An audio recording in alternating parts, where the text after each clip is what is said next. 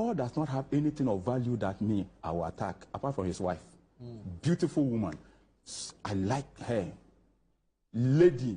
That's the only valuable thing that Paul has. So this man takes my photo, puts it on TV. I'll come back to this thing. Puts it on TV. Hey, plus. Who? What was the amount? 250. He said a lot. What could Jiska? And this Sika that you are talking about, you say you're MPP. The money is being given to parliamentarians. So why are you not talking about the MPP parliamentarians? Okay. See me, I'm street and I'm so bad. Yeah. When he did that thing, I didn't respond. I just left him. Then on Monday, and Paul, listen carefully. I started waste management must be decentralized. Because it is Zuma who owns Metro TV. So if you use Metro TV to do that one. And after he did all of that, I started waste management must be decentralized because I wanted to attack his boss, Zoom Lion. And I spent time. You see where all the youth employment issues are going? Yeah, me, I will have time. Me, I will deal with you. His boss called me. Look, Zoom Lion. He called me so many times I was not picking his phone. He called me. Everybody in this country was calling me. Zoom Lion wants to talk to you. I was not picking. And Paul, ask your boss that the time he met me, what happened? Me, I won't sue you for defamation by your boss. You see, I've stopped the waste management. You see, I've stopped. Because his boss paid me for his misbehavior on Metro TV. Your boss paid me. How much? Because the way you're saying pay, good money to stop writing about him on social media. I'm telling you, this is Kwame A+. Me, I'm a brutal guy.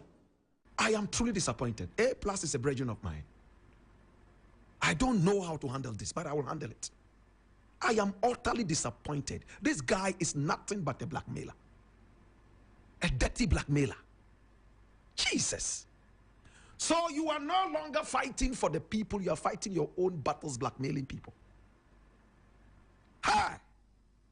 So the decentralization of the waste management team that he was talking about, he did not mean it. He was only doing it to blackmail a certain guy who he knew will finally run back to him, pay him money, which he will selfishly push into his pocket and forget. You are blackmailing people so that you'll get a certain attention. This guy does not deserve to be an MP. Nobody deserves to be an MP, my brother, my sister, if their pension is blackmail. Paul Aduma actually hurt you. You were angry. As a lawmaker who believes in the law, what should you do? You are in parliament to make laws for the people. You decide to be unlawful, to go out there and fight your battle on the streets by blackmailing somebody's business.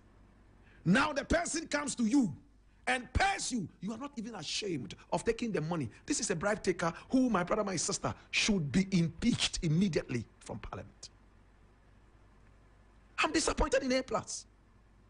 I'm truly disappointed. No, we can't allow this. If an MP, my brother, my sister, can tell you that he was on a certain agenda and the agenda was not supposed to benefit the people of Ghana but himself, he became unlawful so that he would be able to get his own back. I hope you know what that means. I am most disappointed. In fact, I am so disappointed. Maybe I need to write to the Speaker of Parliament and draw his attention to this publication. I'm waiting for the day that I'll be told that it is a fake publication, it's not true, and that A+ didn't say this. Then I will say, yes, bro, I knew you would not say this.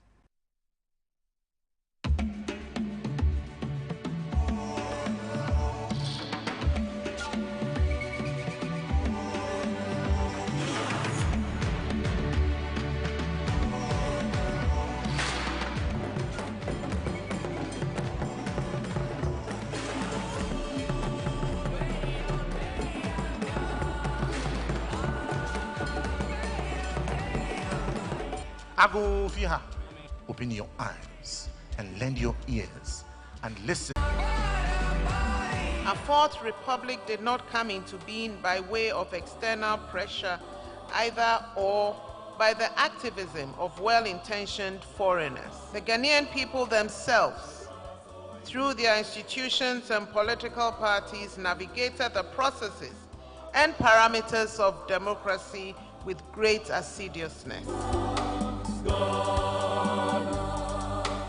This book tells the story of how this navigation occurred and details the specific role of particular individuals, political parties, the Supreme Court, the Electoral Commission, and the security services. Distinguished ladies and gentlemen, it is now my great pleasure to declare this book by Paul Adom Otri formally launched. I thank you.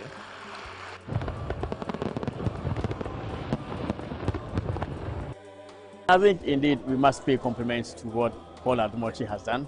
Many of us have many experiences and all, but hardly will we have the time to put together our experiences, chronicle them in the form of a book. So indeed, this work for me is very important, very significant, and I recommend it to many people in the country. It's important that we learn to script right for the records. And I think what our brother Paul has done is to be able to put his thoughts into writing, his recollection of history into writing, and his own opinions into writing, packaged and presented in this book. I believe, having worked with him for over 2 decades, that every element of the content of this book will stand the test of time. Me da hospital. Amiwu. Yes. My sister Mina collapse na me heart nkwa na ye adwuma. Ye kukuru me kobi na se me kire wo mu se me yare ampa hospital doctor. Yes, doctor Chro excuse duty. Say I'm dying. Hey, that's a who exaggerated. I'm not exaggerating, I'm telling you the truth. And you pay your call. Yes, go and ask them. Away, you pay your fine. BNI. Hey, now be a heart and one I am. Oh, Nana. I am telling you. Oh, I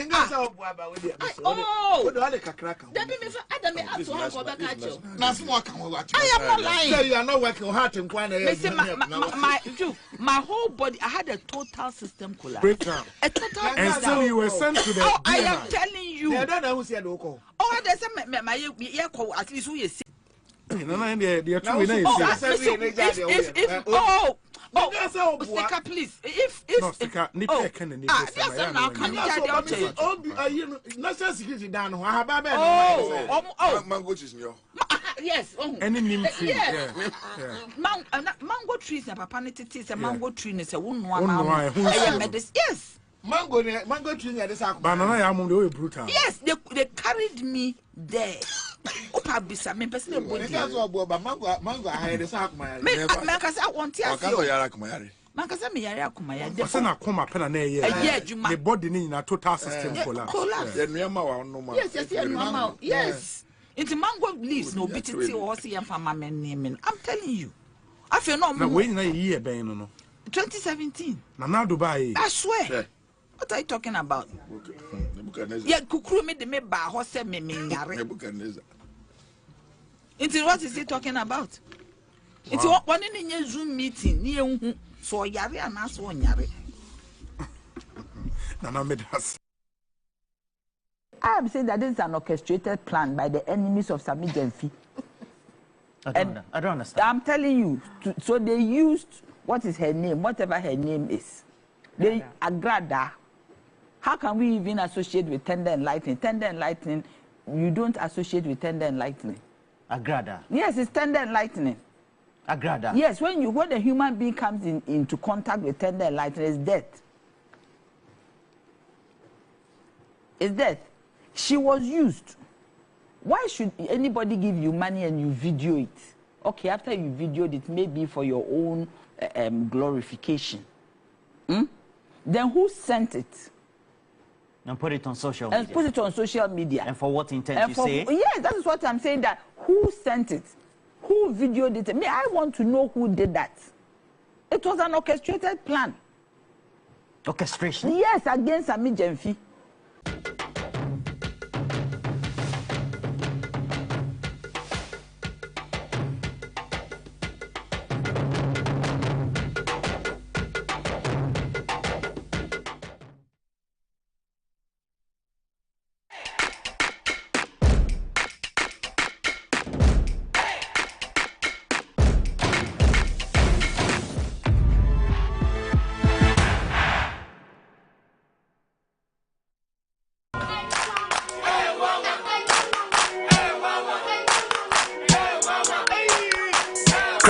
Unemu bua unkohwe Dr. Ban wo ye den wa.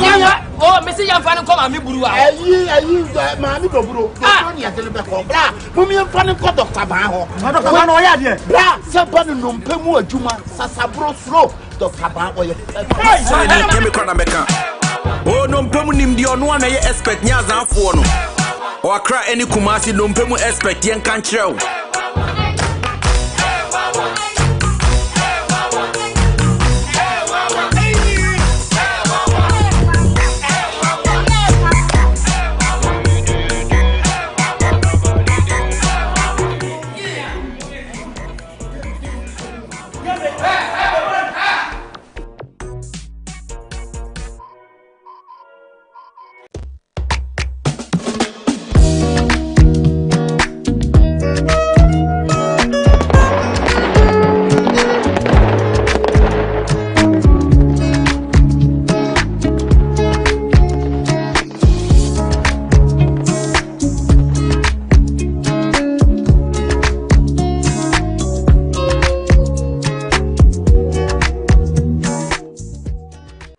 Introducing Betway's Bet Influencer, a groundbreaking feature where you can make money by just sharing codes. He just needs to share his codes and make money. The more his codes are used, the more money he makes. Oh yes, so what are you waiting for? Anyone can be a bet influencer. Share your codes and make money. Bet Influencer, another world first from Betway. This advert has been approved by the Gaming Commission of Ghana. Betway, get way more. Playing for your country, easy. Scoring, easy. Avoiding injuries, easy. Winning, easy. But you know what be easy now? Kivo 4-in-1 Gary mix. Aye easy. It gets everything inside. Gary, creamer, sugar, roasted granules.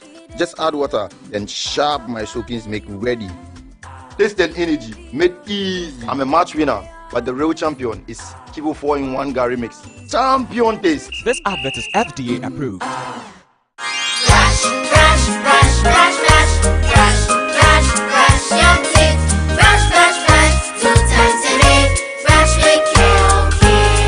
Hello, my friends. My name is Calkits Toothpaste. Wow. I was made to be gentle on your gum, but protected.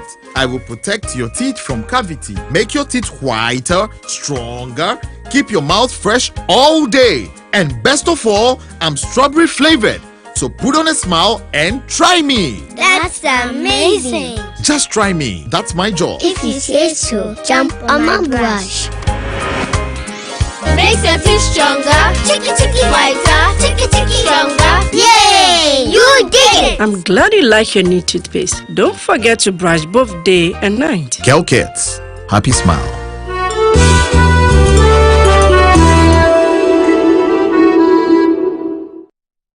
Where to get polytank? Oh, and you're fine. Go straight. Oh, I want for left, right. And that's right. Ghana na ye wono. So when you do more and ye data. Who knows?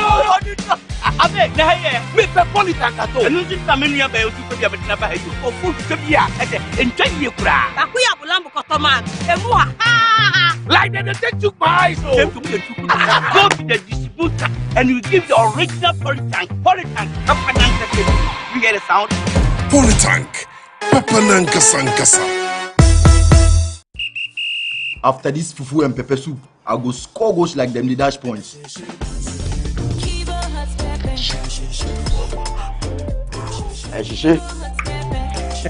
Kivo 100% natural hot pepper. Good for your jollof, stew, soup, shito, spaghetti, and noodles. Kivo hot pepper. Moko show. I'm a match winner, but the real champion is Kivo 100% natural hot pepper. Champion taste. This advert is FDA approved. Did you know you can make money every day on the WannaOwn game app? Here is how to play and win. Watch WannaOwn on Entertainment Review every Monday, Wednesday, and Friday on Metro TV.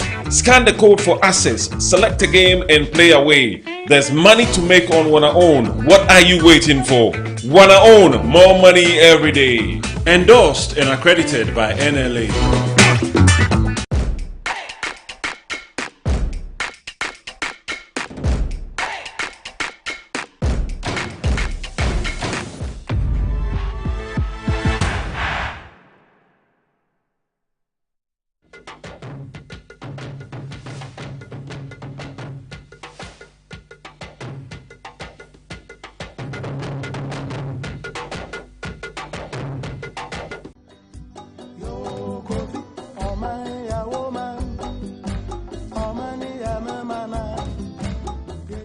Conceptually, an independent judiciary has always been part of Ghana's governance systems since independence. One of the most notable judges ever appointed as Chief Justice by President Nkrumah was Sir Aku Kosa. Your Excellency, do you now affirm your willingness to accept the high office of President of the Republic of Ghana? I do. The glorious history of Ghanaian Chief Justices would also remember Edward Akufo-Addo and Justice F.K. Apalu, to mention but a few. The first ever Chief Justice appointed under the Fourth Republic was Mr. Justice Philip Archer. He was a holdover Chief Justice from the PNDC era. His appointment as the first Chief Justice under the Fourth Republic was made and continued by Flight Lieutenant Rawlings. The Chief Justice in Ghana is also the President of the Supreme Court, the highest court of the land, which presides over all constitutional matters. The learned Justice Philip Archer will be remembered for the 31st December case, in which the Supreme Court ruled by a 5-4 decision that J.J. Rawlings' 31st December will not be celebrated as a public holiday. Unfortunately, the learned Chief Justice voted with the minority in that particular decision. The decision of the court also offended the J.J. Rawlings government. So Justice Philip Archer was succeeded by Justice Aban. Historically, Chief Justice Aban was known for taking a firm position as electoral commissioner to stick with the results of a 1970s referendum organized by the Kutu Achampong military junta to convert Ghana into a union government of military and civilian actors. The professional bodies of the day, the Ghana Bar Association, the Ghana Medical Association, and other professional bodies and students from the National Union of Ghana Students campaigned across the country for a no vote.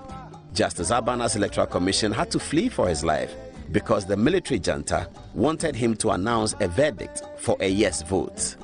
The rest of the story, as they say, is history.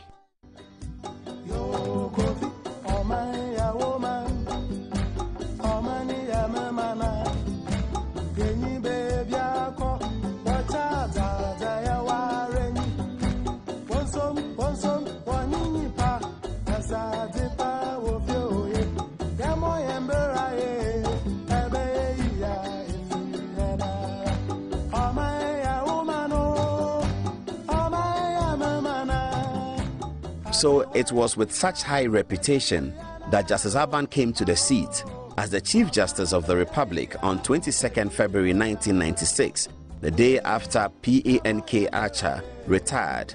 Justice Aban was also appointed by J.J. Rawlings in his first term as constitutional president. Justice Aban's tenure did not see as much activity at the Supreme Court on constitutional issues as did the 4 years before him, because at this time, the opposition New Patriotic Party had joined Parliament in 1997. Parliament thus became the forum for political discussion. J.H. Mensah, the minority leader, however, took out a writ at the Supreme Court during Justice Aban's time. Led by his lawyer, Nana Akufo-Addo, the two of them challenged the idea that former ministers of the immediate past presidential term did not need to appear before Parliament if the president who had been re-elected for a second term had wanted them to continue in the same portfolios that they held. So, for instance, Mr. Richard Kwame Pepra was finance minister under Rawlings' first term. J.J. Rawlings won a second term in 1996 and wanted Kwame Pepra to continue as finance minister. The position of the NDC was that in such circumstances, Kwame Pepra need not appear before Parliament's appointment committee. So, J.H. Mensah and his lawyer sued in what is now famously called J.H. Mensah versus the Attorney General. Akufo-Addo won the case for J.H. Mensah. Justice Aban did not sit, but he empaneled Justice Akins, Charles Hay from Benjamin, Justice Zampia, and Justice Akwa and Sophie Akufu, who is today the incumbent Chief Justice. Justice Aban was also the Chief Justice when the Supreme Court decided in the year 2000 that only photo ID cards should be used as identification cards for election 2020. That was thought to be a victory for democracy. Justice Aban it was, who then swore in President Kufuor in January 2001. In the name of the Almighty God, swear. Do in the name of the Almighty God swear. that A few months later, after swearing in President Kufuor to be president, it was reported that a distinguished judge was unwell. He retired voluntarily and Justice Redu was appointed Chief Justice by President Kufuor sometime in 2001. Justice Redu came to the seat with a noble desire to cure the constitutional defect that gave no upper limit to the justices of the Supreme Court. That is to say, while the U.S. Federal Supreme Court had a maximum limit of 9 judges, all of whom sat on every constitutional case, in Ghana there was no upper limit. Sometimes the judges were 11, sometimes they were 9. Now we have 15, and it could be 20, 22, or any other number. So to cure this defect, Justice Redu decided by a practice direction that all Supreme Court judges, including himself, will sit on any and every constitutional matter, so that Supreme Court judges appointed by the NDC and Supreme Court judges appointed by the NPP will all sit on every constitutional matter, even if there were 11 of them. Then came the first opportunity to apply this practice direction. It was a case in which Chachu Chikata, a lawyer, had challenged the establishment of the so-called fast-track courts. Mr. Chikata was of the view that the fast-track courts were unconstitutional and that they had been created to railroad the cases of political opponents of Mr. Kufuor and to jail them quickly by ignoring the rules of justice. So Chief Justice Redu empaneled himself and all the judges of the Supreme Court. Chachu Chikata won the Supreme Court verdict by a 5-4 decision. Justice Redu voted with a minority of 4. Pandemonium broke. The Attorney General Nana Akufo-Addo was unhappy. He held a press conference where he disagreed with the majority decision and indicated that he will appeal the decision, setting the stage for a Supreme Court review. There were 10 Supreme Court justices at the time. One of them was unwell, so couldn't sit for the case, so 9 of them sat. According to the practice direction, all of the 10 had to sit if there was a review, and because 10 was an even number, President Kufuor was invited to appoint another judge to make it the odd number of 11. So 11 justices were ready for the review. The new 2 joined the old 4. The old 5 stuck together. So the verdict was 6-5 against Chachu Chikata. The original decision of the Supreme Court of 9 had been overturned on a review. The fast-track court stood. Chachu was tried for causing financial loss to the state. He was convicted and jailed, later pardoned by President Kufuor, but eventually mounted a successful appeal against his conviction at the Court of Appeal. So today, Mr. Chikata is not an ex-convict. So that was the eventful part of Justice Redu's tenure as Chief Justice. The practice direction that every Supreme Court judge must sit has been abolished, and the status quo ante was restored. The Chief Justice will now empanel judges for each Supreme Court case, and the Chief Justice himself or herself may decide to sit or not. Justice Redu retired on 19th June 2003, and Justice Akwa, who actually led the majority opinion of the Supreme Court reviewed in the Chachu case, became the new Chief Justice, also appointed by President Kufuor, and he was appointed on the 4th of July 2003. Unfortunately, Justice Kingsley Akwa became the first Chief Justice to die in office sometime in 2007. That paved the way for President Kufuor to make history. He appointed to the seat the first female Chief Justice of the Republic of Ghana. So, enter Chief Justice Georgina Wood. One of the earliest tension-packed responsibilities for the new Lady Chief Justice was to see the election of 2008 go to a close context with some legal gymnastics in the background. Eventually, she was called upon to swear in the winner, Professor J.E.A. Mills. Then came election 2012. Controversy struck after the losing candidate did not accept the results and instead decided to file an election petition at the Supreme Court before Chief Justice Georgina Wood and the rest of the Supreme Court judges. Justice Georgina Wood had to empanel the court to hear the election petition at the end of December 2012. She also had to prepare to swear in the new president whose election was being challenged and whose swearing in had been boycotted by the entire opposition and the losing candidate. So what did Georgina Wood actually do? She did both. She empaneled the courts to hear the election petition, and she also proceeded to the Independence Square on the 7th of January to swear in President Mahama. So then came the biggest test for Justice Georgina Wood. She did take two major defining steps. One was unpopular with a large majority of lawyers within Ghana, but the other was popular with the general public and has had far-reaching consequences. And I hope you forgive me for dwelling on this. Her decision to broadcast the proceedings of the celebrated election petition, in which I was plaintiff, together with the Vice President and our late lamented colleague, Tanka Obeche Binamti, was an important moment in our nation's political evolution. It exposed the vagaries of our electoral system and compelled greater vigilance on the part of the activists of my party, which undoubtedly helped us achieve the famous victory of 7th December 2016. The other matter that was unpopular with lawyers was that Georgina Wood did not empanel herself for the election petition. Therefore, on an important matter like the election petition, Ghanaians did not get to know the legal position of the head of the judiciary. The lawyers were unhappy, but the live coverage thrilled everyone. So then came Justice Sophia Akuffo, another female to become the Chief Justice of the Republic of Ghana, appointed by President Akufo-Addo. Today, Justice Sophia Akuffo has run her full tenure, and this story is about who becomes the next Chief Justice of Ghana, to be appointed either in the next few days, in the next few months, but certainly before January 2020.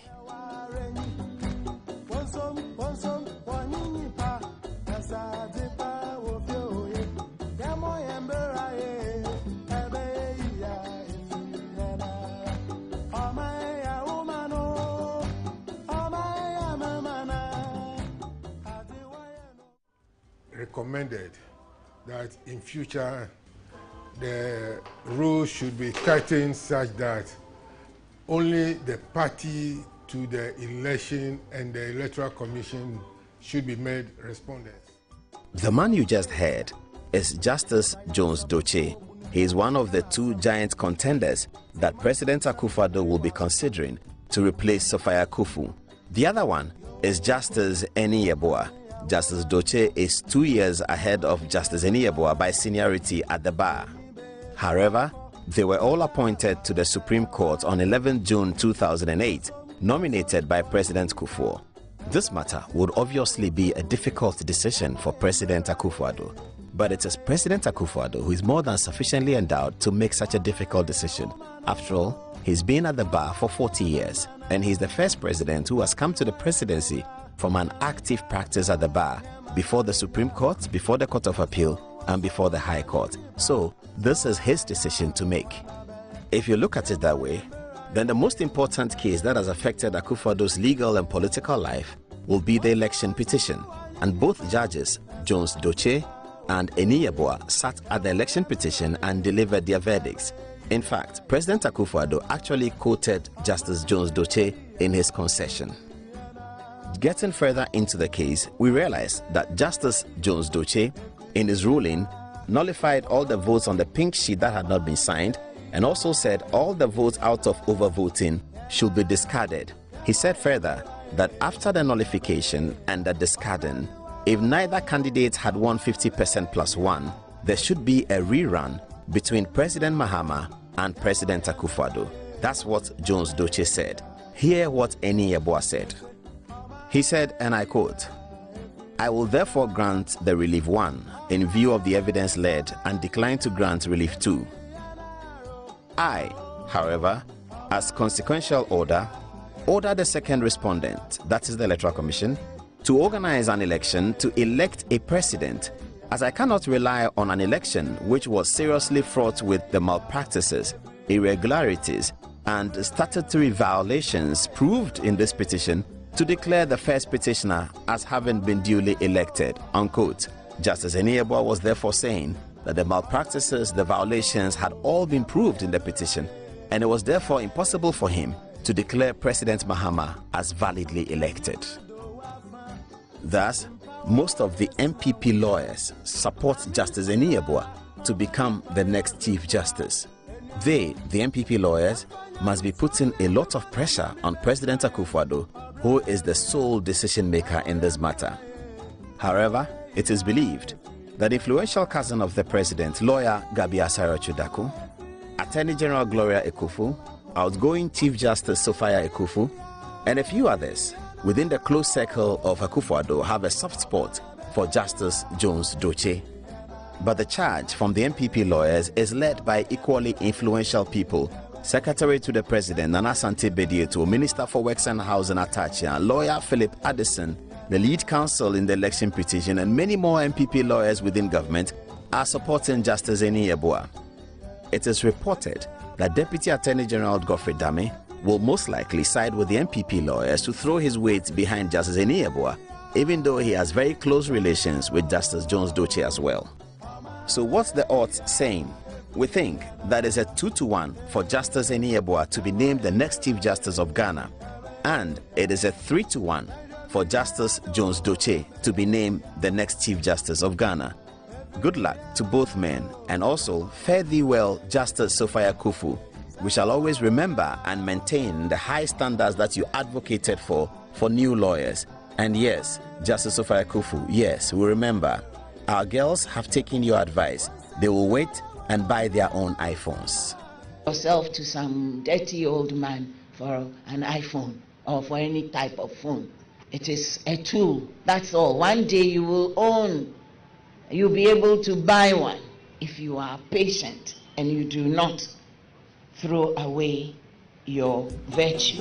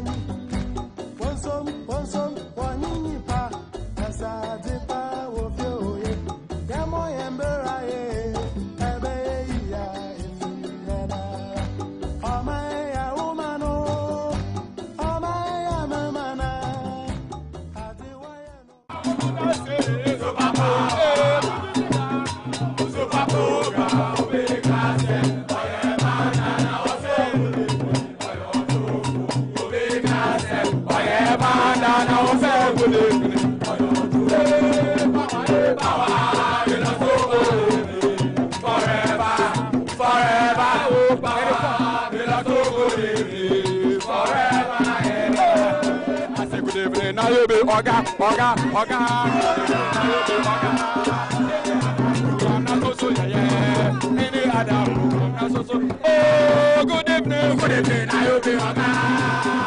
Good evening, I will be Oga.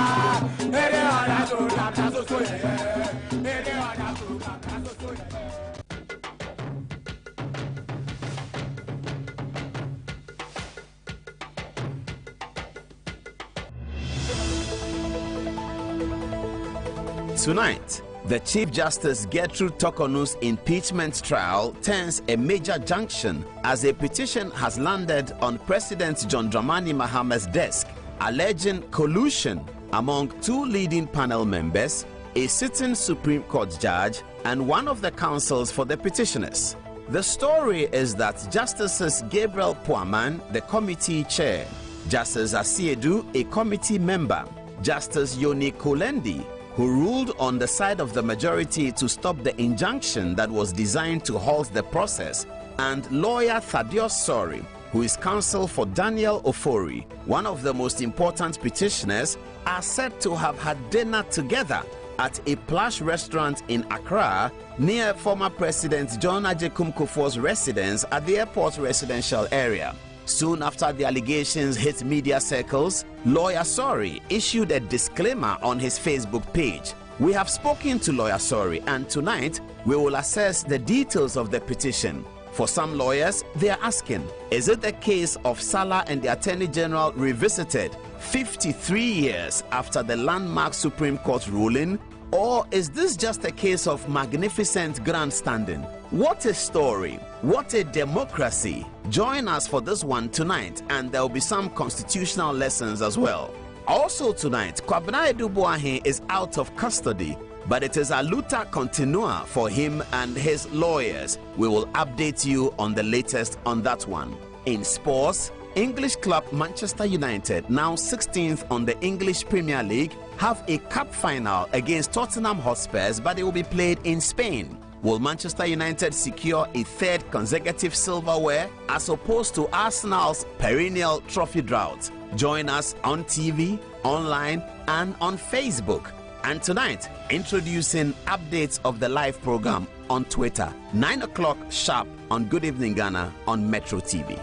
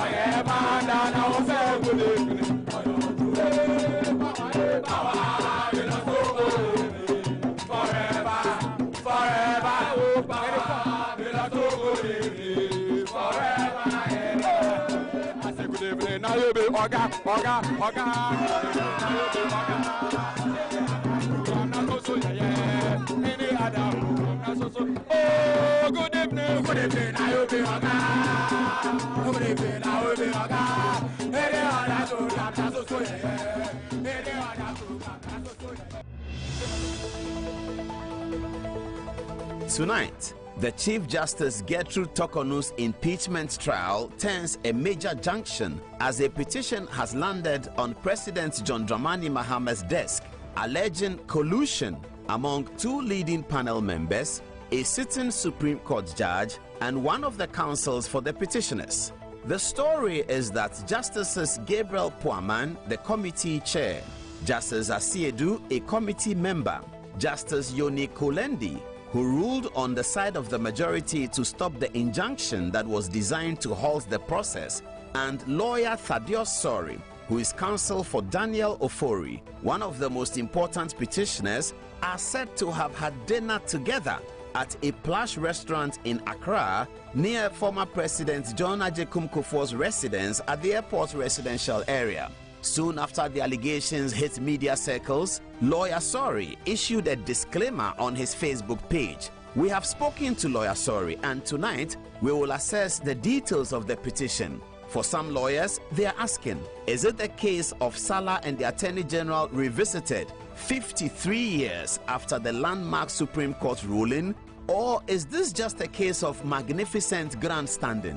What a story! What a democracy! Join us for this one tonight, and there will be some constitutional lessons as well.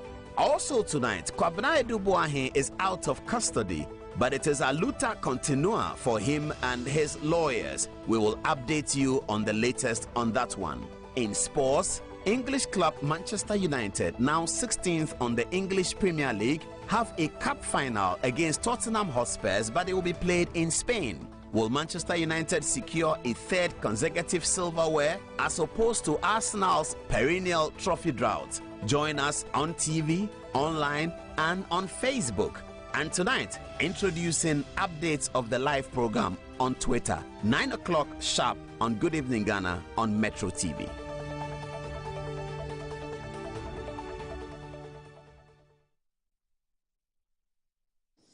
It's 10 minutes to the top of the hour at 10 o'clock, and welcome to the show. Tonight, we have a lot for you. You know that the big story about collusion. Can judges have dinner? Can lawyers sit with judges to have dinner? Did they have dinner? Was there a meeting? Were they in the restaurant? Were they in the restaurant, but there was no meeting? Were they in the restaurant for their separate dinners and separate dates? Or were they together on one table? What happened? What did not happen? We'll get into that because the petitioner, Mr. Kumi, is in the studio and we'll be asking him a lot of questions. We begin, though, with the national security matter. Kwabena Edubuahin is out of custody now. Dominic Ayine, the Attorney General, is still prosecuting. In fact, today, the court had wanted the Attorney General to deliver the witness statement. What's a witness statement? A witness statement is a list of witnesses that the prosecution will be relying on to make their case. Unfortunately, the witness statement did not get to the judge today. We'll be together tomorrow. We don't know. But that's the state of affairs as far as the court is concerned. Now, let me tell you, viewers, I will come to the Supreme Court one. That's our next story. That's a very big story.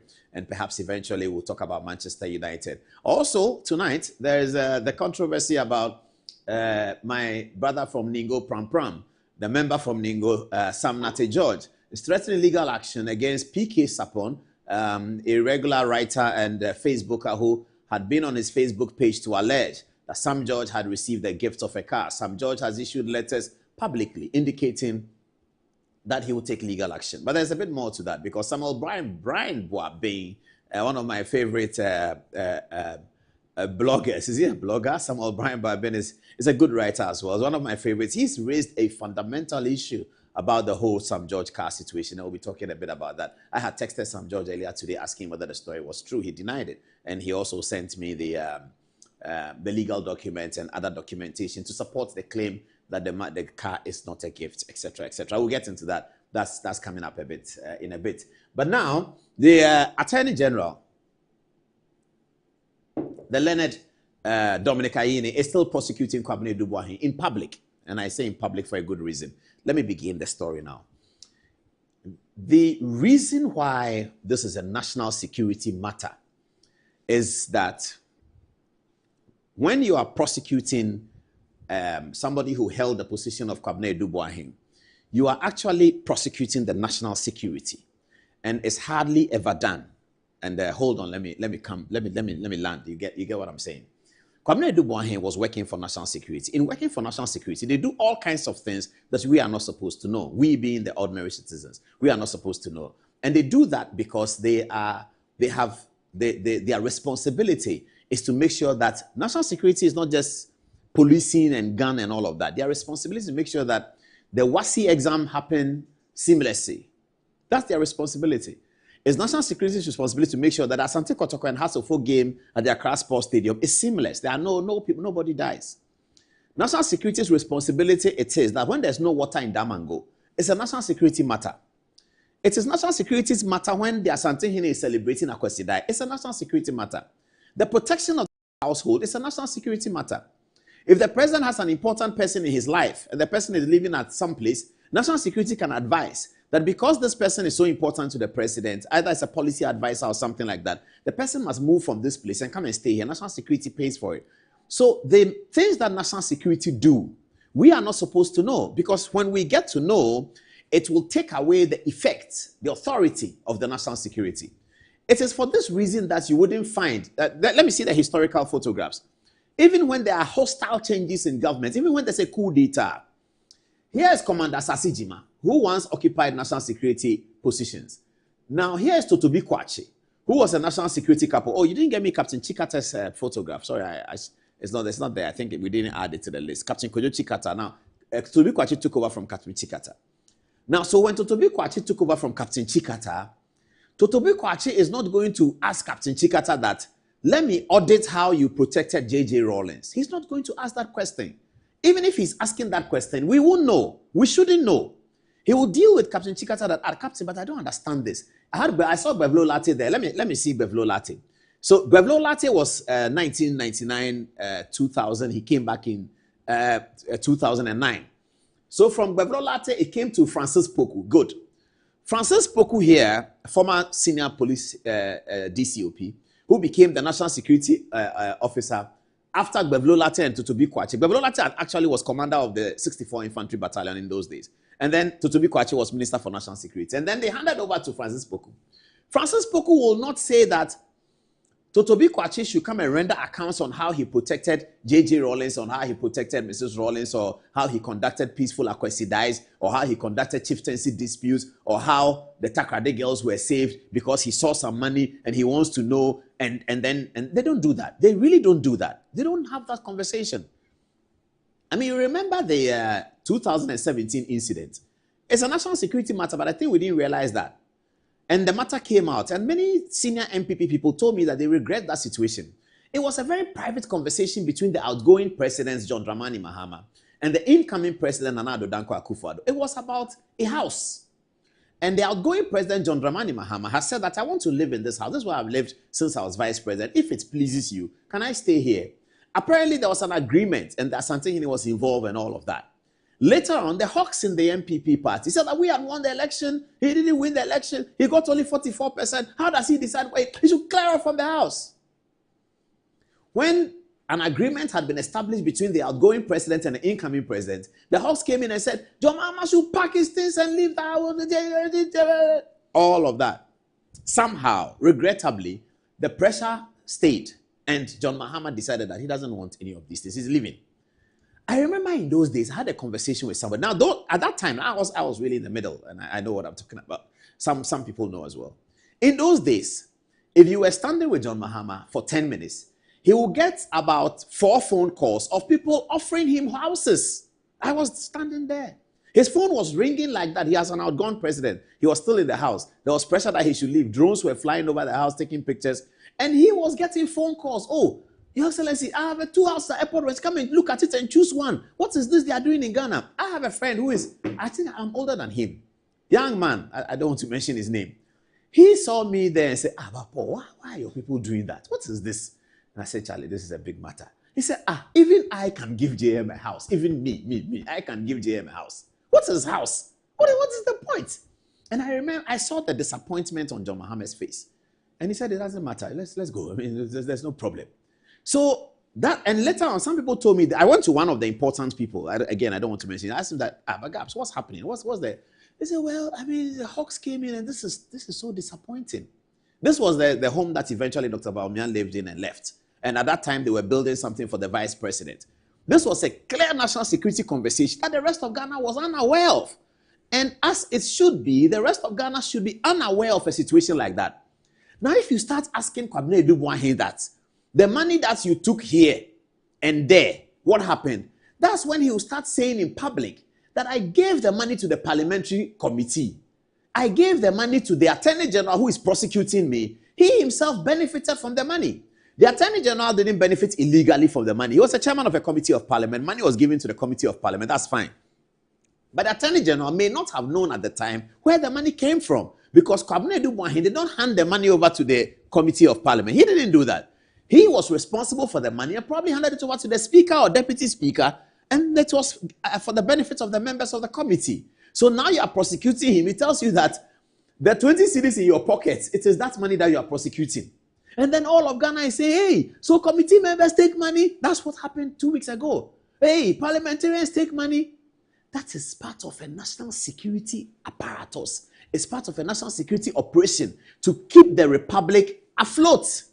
That's why you are a Republic of Ghana, because you have a backbone called national security that keeps the republic afloat. If the president calls the national security minister and says that, why is there no water in Damango? Charlie, hurry up and go and do it. He calls Ghana Water. What do you have to say, Charlie? We have some turbines and some things that are not working. If we get 16 million cedis, we will be able to fix it. He goes, Mr. President, they need 16 million. I say, yeah, go ahead and do it. Call Bank of Ghana. The 16 million cedis, they don't write it as Ghana. I've already discussed that classification and declassification. They will write it as something.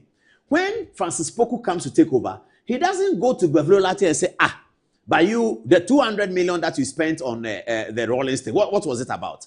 He doesn't publish it. He can talk to Gwevlo like that, but he doesn't come and publish it to the whole world.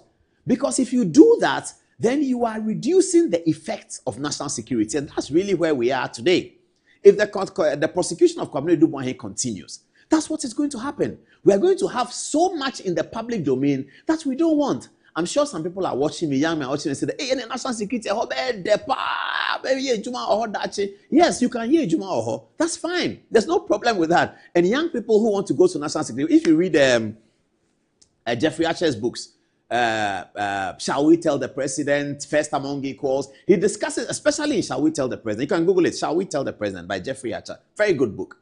Shall We Tell the President is about an American, first female American president. It's a bit of fiction. First female American president who was going to give her first sessional address, and they had agreed to, there was some machination to assassinate her, and it's a whole national security operation working to pick up the people who wanted to assassinate the president because they appeared that they were very inner circle to the party that had won the election, which was the Republican Party that Jeffrey Archer was writing about. If you read that book, you will see the different things that national security classify their work as. They are doing their work, but they classify it differently. So if you come and say that, what was this money for? So this money was given to Flight Lieutenant Rawlings when he was traveling to the Volta region. He wanted to go to the Volta region, come back the same day. Then he went to Lomé, and then he went to Côte d'Ivoire, and then he had all of these things. So this is the money that was given to him. We don't come and prosecute that in court. The question then is, are you therefore saying the national security can do what they like and blow our money and go away? No, certainly not. Why? Because within the national security context, they have what they call rogue elements, and they know how to deal with them. If the government comes today, the government of President John Dramani Mahama, here's Albert Kandapa, I'll tell you a story about him. The government of John Dramani Mahama come today, and they see that, this Kwabena Dubois boy was a problem. They will get national security Razak or national security apparatus. It could be Prosper Bani, Kofi Boache, whoever, and they call him and say, what's wrong with you? Why did you do this? Listen, those your 7 houses that you use the money to buy, we're confiscating it. Go and bring the cars. We, the general public, will not know. They will confiscate the houses, they will confiscate the cars, and they become national security property. And that's why they have safe houses all over the place. A lot of the safe houses are confiscated. National security, that is their operations in camera. Very, very important. In camera and surreptitious. It has to be so because that is the backbone of the republic. There are national security installations that only the president and the vice president know. I don't know. Maybe I walk in front of it. I don't know it's a national security installation. Until Colonel Gaddafi came to Ghana in 2007, a lot of us journalists didn't know that there's something called Australia House. We didn't know. Should I show you what Australia House is? I won't show you. Every day you pass there, you don't know. That's Australia House. It's a major national security installation. You pass there every day, you don't know. When Gaddafi came, and some of us journalists were selected to go and see him, and they said, why are we going to see him? They drove past the Christ the King. I said, where is Gaddafi? They say, he's in Australia. What's the They took us to some place, huge compound. When you are walking by the street, you just see trees, so you don't see it. And Colonel Gaddafi was in a tent over there. Beautiful man, very kind-hearted looking. Colonel Gaddafi, I saw him personally, one-on-one. And not just me, but there were other people there. And he was living in some tent, and they put the tent on the compound because he didn't want to live in the building because of his own security consciousness. So that's national security. You won't know that that's a national security installation. Maybe you live in Laboni. The house next to you, it's a national security installation. You won't know. We shouldn't know. So when you go and catch Kwabena Dubois and he says that, what was the money for? I said, the money that we used to buy the furniture for the national security installation at number 6 4th Circular, the whole Ghana knows. It's in court. Everybody, oh, number 6 for secular. That's why I've been seeing police motors going there. We don't need to know that because it's the backbone of the republic. So this prosecution of national security in the public, where people are saying that, oh, but if he has done something wrong because of he's hiding behind national security. He's hiding behind national security. He is not hiding behind national security. If national security feel that he has a problem, they have ways of dealing with it, and they've done it so many times, and they can do it. This prosecution of an attorney general comes in and says that this prosecution by an attorney general who comes in and says that press conference, national security man, Kwame Dubois, he used 49 million to do this. When we asked him, he said he gave it to members of parliament. On so and so date, why must we know what members of parliament got or what members of parliament didn't get? If Kwame Dubois has done something, surely Razak, the national security coordinator, the national security apparatus, they know how to deal with him. It shouldn't be a trial in the public because that is destroying the backbone. And that's what all of these men agree with. Francis Poku agrees with that. Bevlo Lati agrees with that. Totobi Kwachi agrees with that. Asasi Jima agrees with that. Everyone agrees with the principle that this process must be held in camera, away from prosecution, away from Criminal Procedure 29, away from Criminal Code 29 and Criminal Procedure 30. Criminal Offences Act 29 and Criminal Procedure Act 30. That's not, you don't prosecute national security in 29 and 30. You don't do that. There are ways of dealing with it. Now, one time I traveled to London, as I sometimes do. Albert Kandapa was on the fly. This is our 2019. He was on the fly. I was teasing him all the time because when he was in Parliament, I used to report for him. Very, very sharp guy. And I remember in those days, D.F. Annan really used to like him. And he always said, Albert Kandapa, let me hear your opinion. And then he would stand up, and I was very excited that D.F. Annan was liking a minority person. There were just a few minorities like today. My mighty minority they were. And Albert Kandapa, if he just said, I remember him very well. So every time I see him, I'm teasing him. And then, of course, we have another relationship. His grandson and my daughter are in the same class. And so that's a story for another day. So when I meet her, I ask him, how's your grandson? He shouldn't sit near my daughter, and then we'll be chatting like that. Okay. So we traveled to London, and we arrived in London. And then we got out of the plane. I was still following him and talking my plenty talk. And then we got to a place. Okay, where? I said, no, I'm not going. I'm waiting for him. He said, Paul, I don't want you to cry. I said, we are all going. Why are you stopping? And I had some 2 black hefty bags with us. I said, okay, I'll carry the bag for him. The way he slapped the back of my wrist, leave the bag alone. I don't know how I dream, sir. I said, Albert Kandapa. He was still smiling and standing. You know, he has this very nice smile.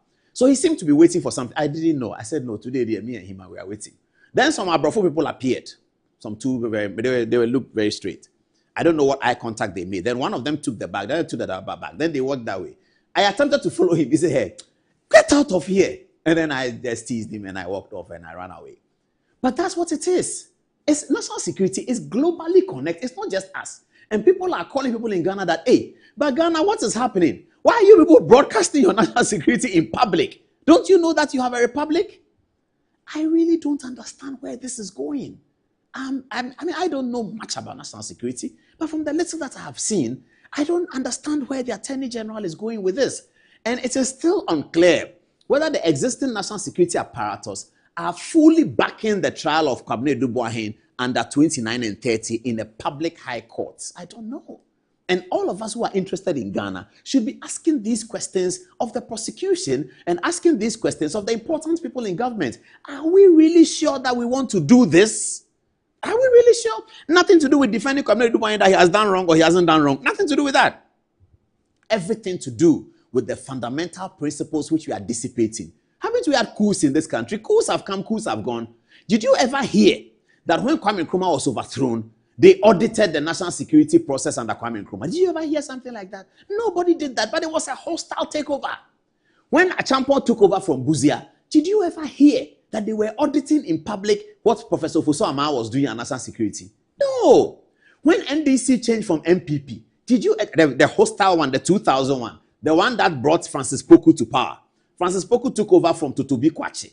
Did you ever hear that the government of John Kufuor, hostile as that switch was, is looking for Totobi Kwachi to ask him, how did you spend 4 million on this? Look at the perceived enmity between Flight Lieutenant Rawlings on one side, John Ajekum Kofo on one side. There was a whole lot of chaos. He cut them, put them in jail, beat them, kill them, all of that. In all of those conversations, those of you who are old and those of you who are young, you can check the record. There was no mention of anything that Kofi Totobi Kwachi had done at Blue Gate. But he was at Blue Gate. He did a lot of things. He used a lot of money to do different things. Nobody went to ask Totobi Kwachi that, hey, come here, you and Rawlings, you stole this. No. Because we don't do it like that. I have to end it. Well, please, let me see the Attorney General. Let me make an appeal to him. These are important people in Ghana. Albert Kandapa, we love him a lot. Francis Poku is now a priest, Francis Poku is now a priest. Now, Francis Poku, when he was National Security Minister, I never met him. He used to have dealings with the coffee shop mafia, but I was never part of that. I never met him. When he left government, many, many years later, Akufo-Addo was president, actually, when this happened. I was traveling to London, and as I usually do, I will go and I visited these old men, and I listened to them. I've not gone to him for a long time. I'm referring to Dr. Tamaklo, Nyaho Tamaklo. I've not gone to him for a long time because there's a lot of political tension between him and Akufo-Addo. I don't want to be in the middle of that. When I go to Nyaho's house, he will be talking and talking. I'm too young to understand the fight that they are fighting, so I just leave it. But on this occasion, I went to visit Nyaho, and I said that, I call him Wacha Nyaho. I said, Wacha Nyaho, me at London. They said, oh, you are going to London. I need to give you a book to give to Francis Poku. I said, but I've never met him. He said, oh, then you will see him. So he wrote his phone number on the book, and he gave it to me. That's a book Nyaho Tamaklo had written. So I went to London, and I called him, and he said he was a priest. It's a Sunday. He's going to church, and he'll come and see me. So he came over to the hotel, and I went to see him, and I said, oh, wow. So this is Francis Poku. He smiled. I gave him the book. He said, so how is Ghana? I said, Ghana is fine. When are you coming? He said, oh, I'm doing a few things in Bible school. When I finish, I will come.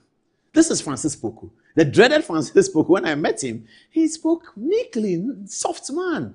But he's a very important security couple. He ran all of Kufuor's security operations. When Professor Mills came to power and Gbevlo Latte returned to the national security, not once did we hear Gbevlo Latte saying that, go and bring Francis Poku and let's try him for this, for that, for this, for that. And the other thing is that you can think national security is nice and that there's money there, which may be true, because if you are handling money, there's something called politicians call something handling charges. Political money has handling charges. So when it moves from here to here, there may be some changes. But if you see the videos that I saw in Atache's office of Kwabena Edubuahim rescuing the Canadian girls who had been kidnapped, and if you look at the video, that guy could have died at any time. I'm sure as the process goes on, and these are not videos that we should see, but the way the trial is going, some of these videos are going to come into the court. If you see Kwabena Edubuahim in the holes that he was in Ashanti region, trying to rescue, he had to hold the girls himself with his hand. He went with a massive police operation, and he had to hold them by hand. And you go there, and there's a taxi driver there, and you ask him that, who is in this house? He said, he said, oh, take this money and tell me. That's national security money. He says, hey, I'm only girls, no, but men bomb me. He said, okay, you go. Then you go to another junction, you see another person carrying wheelbarrow. You say, bra, what here? He said, yeah, abu, unimame why am I? So, me name, say, J, like I tell me. They see 10,000, they say, hey. Now we are wine. He said, why now? He said, full girls be Then Kwabena Edubuahim signaled the police, surround the house for me. I saw the video. He said, surround the house, we need to go in. Going in, you don't know whether they have gun, they have knife, they have bomb, they have petrol bomb. You don't know. But you are the national security coordinator. You call Albert Kandapa. I say, Chief, we are here. We are on the premise. He said, be careful. How are you going to enter? He said, I need all the support. Can you ask 4BN to get ready? Because we might need reinforcement. And do they have helicopters in? He said, yeah, they have 2. Yes, let the helicopters fly over. We just might need it. So we are going in. We pray to God that we can do this. Sign of the cross. 1, 2, 3. Let's move in. That's moving. You can open the door and the guy will spray all of you. You will die. But that's what Kwabena Edubuahim did. I've seen the videos. That's what he did. You can die. So, and then he went in and rescued the girls and brought them out. That 10,000 he gave somebody, 5,000 he gave somebody, 6,000 he gave somebody. It's national security operation. When he comes back and he's doing classification, he'll classify it 100,000 cedis used to buy flour. There's somebody who say, hey, 100,000 cedis for flour. This guy's a thief. That's what happens. That's what happens. So time and time again, we are going to be reminding our viewers and educating our people that this is getting very interesting. And really, it shouldn't be like this. Because if he has done something wrong, there are ways of dealing with him. And they can deal with him even stronger than the courts can deal with him. They don't need lawyer. They don't need prosecution. They don't need witness. They don't need cross-examination. They don't need I put it to you, I put it to you. They have their national security of hey, Master Chief, this money, you have to account for it. Who told you that you can do this? You can't do this. And then you use the money to buy houses. You think we are stupid. Confiscate the houses. And they'll become national security installations. He will go quietly and go. We will all never hear. When the security couples meet, they'll be whispering that, do you hear that they took the guy's house? Hey, yeah, Charlie, the guy he took 6 houses for himself. They collected everything. I saw him at the party the other day. I waved at him. He's fine. He's okay. And the state will never know. Of course, the president of Ghana will know. The vice president of Ghana will know. Maybe the foreign minister will know. The interior minister will know. But we, the rest of Ghana, we cannot know. This is the situation, viewers. This is the situation. Why are we doing this to ourselves? But that's the national security story. Now we are moving on to the judicial. We have to move on to the judicial story now. We are ready. We're going to talk to the guy who has petitioned the president. We're going to talk to him about these things. Maybe let's take some text messages on this one, and then we'll come back and deal with it. This is Good Evening Ghana. It's still live, and it's 15 minutes. Oh, what photograph do you have for me? You have some judges eating. I like this. This is my young producers. They are very, very good. I really like this. So which judge is this, and which judge is this, and which judge is this? What were they eating? Prawn tempura and kelewele. They were eating prawn tempura and kelewele. Do you know kelewele? Kelewele and aloko. The Ivorians call it aloko. And prawn tempura. We'll come to that. Who should I start the text messages with? At 16 minutes past 10 o'clock. Who is there? Kobe, you first. That whatever they do to Mahama Mahama is only governing for 4 years, so the karma will hit them. Now Abraham Akuno says, you are speaking the truth. Everything the government of NDC is doing in this case is pure propaganda, just to please their followers. Now there's a conversation, and it begins with Gabriel Jamesi, who said that you want national security activities in camera, but CJ removal petition should be shown live telecast. And Nana Asare replied, please, comparing national security to the Chief Justice's removal process is not right. For the removal of Article 71 office holders, it should be telecasted live, just as the vetting process is telecasted. And what do you have for us, Fatih? Thank you. So this is coming from Kwete, and he says, wow, a lot is really involved in the work of national security, but how do we audit or investigate them on their job to if they are overspending or protecting the public purse? Gariba says the sacking of the Chief Justice talked on by President Mahama is nothing but purely politics. However, if the 24-hour economy is not a scam, then the decongestion in our city should be solved by the 133 policy by the NDC administration. Master Planner Junior says, thank you for always updating and educating us on crucial topics in the country. God bless and protect you. We are so proud of you. Atta Adesei says, the government should know that whatever they do, Mahama is governing for only 4 years. And lastly, coming from Jima Jamai says, so what exactly does Aini want from Eduboahim? Alhassa Dawuda also says, I'm always on this platform for every Tuesdays and Thursdays for your educative analysis. I guess that's all. Now back to you. Paul does not have anything of value that me, I will attack, apart from his wife. Beautiful woman. I like her. Lady. That's the only valuable thing that Paul has. So this man takes my photo, puts it on TV. I'll come back to this thing. Puts it on TV. Hey, plus. Who? What G? What was the amount? 250. He said a lot. What Jiska? And this Sika that you are talking about, you say you're MPP. The money is being given to parliamentarians. So why are you not talking about the MPP parliamentarians? Okay. See me, I'm street and I'm so bad. Yeah. When he did that thing, I didn't respond. I just left him. Then on Monday, and Paul, listen carefully. I started with management must be decentralized. Because it is Zoomlion who owns Metro TV. So if you use Metro TV to do that one. And after he did all of that, I started waste management must be decentralized because I wanted to attack his boss, Zoomlion. And I spent time. You see where all the youth employment issues are going? Yeah, me, I will have time. Me, I will deal with you. His boss called me. Look, Zoomlion, he called me so many times I was not picking his phone. He called me. Everybody in this country was calling me. Zoomlion wants to talk to you. I was not picking. And Paul, ask your boss that the time he met me, what happened? Me, I won't sue you for defamation by your boss. You see, I've stopped the waste management. You see, I've stopped. Because his boss paid me for his misbehavior on Metro TV.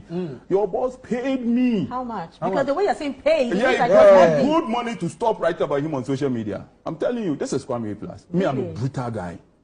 I am truly disappointed. A+ is a brethren of mine. I don't know how to handle this, but I will handle it. I am utterly disappointed. This guy is nothing but a blackmailer. A dirty blackmailer. Jesus. So you are no longer fighting for the people, you are fighting your own battles, blackmailing people. Hi. So the decentralization of the waste management team that he was talking about, he did not mean it. He was only doing it to blackmail a certain guy who he knew will finally run back to him, pay him money, which he will selfishly push into his pocket and forget. You are blackmailing people so that you'll get a certain attention. This guy does not deserve to be an MP. Nobody deserves to be an MP, my brother, my sister. If their pension is blackmail. Paul Aduma actually hurt you. You were angry. As a lawmaker who believes in the law, what should you do? You are in parliament to make laws for the people.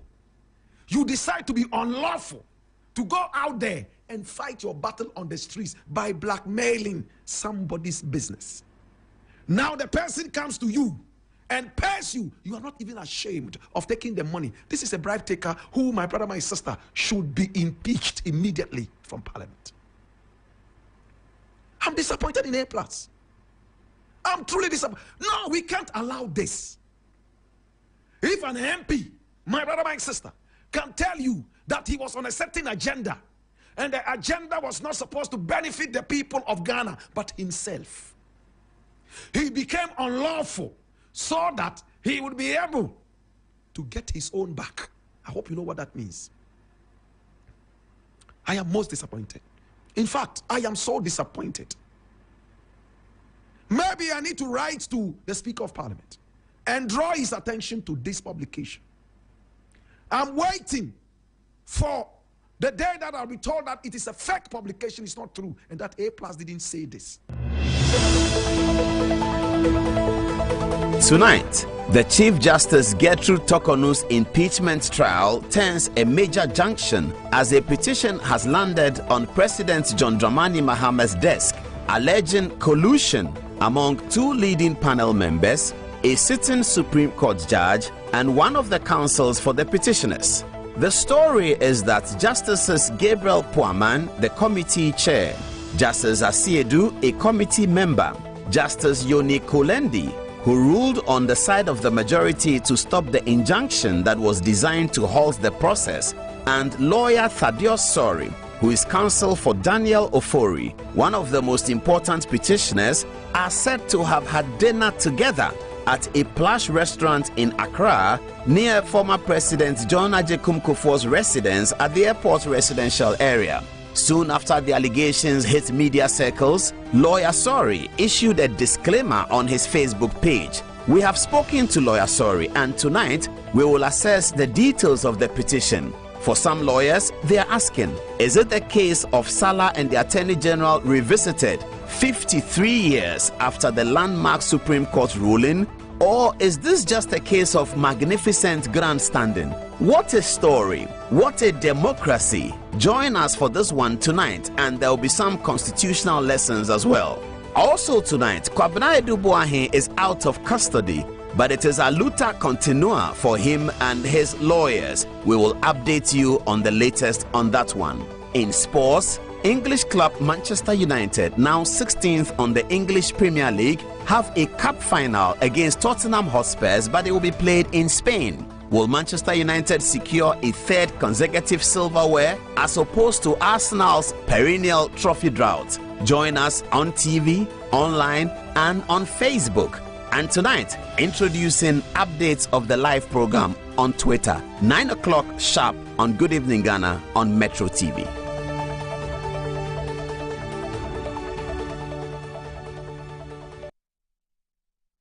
Someone told me that the God of Justice Tokonu is big. Oh. So what's the story? The story is that there is a petition that is on the president's desk. We'll be looking at the petition in some detail. But the allegation is that 4 people who are very, very important to the process of the Chief Justice removal appear to have been together. And I'm saying being together because Lawyer Thaddeus Sori has issued a public disclaimer that there was no meeting. M-E-E-T-I-N-G. Meeting. What does the meeting mean? What should we understand the meeting to mean? But the allegation which has been put in a petition which has gone before the president, the petitioner is in the studio here with me. This is not his first time of coming into the studio. Young man who is very agile. He is a former parliamentary aspirant for the New Patriotic Party in Adenta. We have to say that. Parliamentary aspirant for the New Patriotic Party. And he's been championing a lot of youthful agendas all over the place. And he's also very big on Christianity and Christian mobilization as well. That's also very important. I have to say that. They call him Adenta Kumi. Now, the allegation is that on Thursday, now, why is this significant? Because that Thursday was the first day that the committee met. Just to recap, what is the committee? The committee is the President and the Council of States Committee set up pursuant to Article 146 of the 1992 Constitution for the purpose of fulfilling all righteousness under the Constitution before a removal of the Lord Chief Justice is actuated. The law says that where any Ghanaian feels that the Lord Chief Justice has done something unwholesome and therefore must be removed from office, that Ghanaian writes a letter to the president in the form of a petition. The president, upon receiving the petition, will forward the petition to the Council of State, albeit with the response of the subject matter, in this case, the Lord Chief Justice. When the petition gets to the Council of State, the Council of State must see whether or not the petition is frivolous or whether there's something to answer. If the Council of State comes to the conclusion that there is a case to answer, which the lawyers call in Latin prima facie, then the Council of State, together with the President, will set up a committee. The Constitution proceeds to delimit who and whom can be on the committee. It says that there should be 2 Supreme Court judges on the committee, one of whom is chairing it, and the other. And then there should be another person, and there should be 3 other people who are not members of the Council of State, and who are not members of Parliament, and who are not lawyers, members of the Ghana Bar Association. So in fulfilling the constitutional righteousness, John Dramani Mahama, together with the Council of State, having told Ghanaians that they have already established a prima facie case, then set up a committee of 5 members. Chairman of the committee is Mr. Gabriel Scott Puaman, who is the chairman of the committee, but a Supreme Court judge, a very senior Supreme Court judge, I have to say, and also a member of the PNC. We know Gabriel Puaman would like us to mention that he's a member of the PNC. And then there's also Justice Asiedu, who is on the committee. So the 2 Supreme Court judges fulfilled.